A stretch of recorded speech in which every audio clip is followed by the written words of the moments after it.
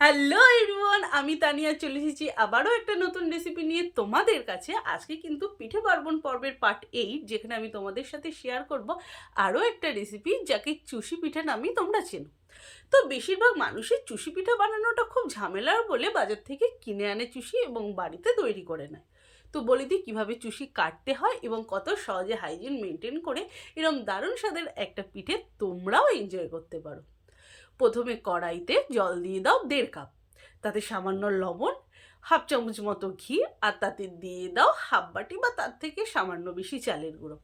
ভালো করে পাক দিয়ে দাও। মনে রাখতে হবে গ্যাসের স্টিম কিন্তু কম রাখতে হবে, নয় দলা পাকিয়ে যাবে। তার কারণ চালের গুঁড়ো যখন গরম জলের মধ্যে পড়ে সঙ্গে সঙ্গে দলা লাগিয়ে যায়। সেই জন্য গ্যাসের স্টিম কম থাকবে এবং হাতে খুন্তি থাকবে, কন্টিনিউয়াস নাড়তে থাকবে।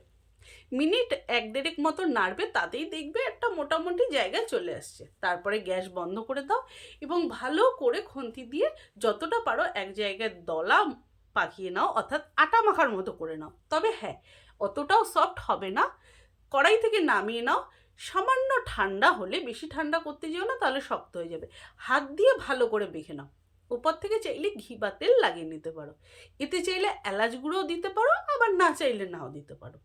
এরপর একটা বলের মতো শেপ চলে আসলো, তাতে সামান্য ছোট ছোট করে তুলে নিয়ে যে কোনো প্লেন সারফেসের মধ্যে এরকম ডলা দিলেই, রাব করলেই দেখবে চুষি তৈরি হয়ে যায়।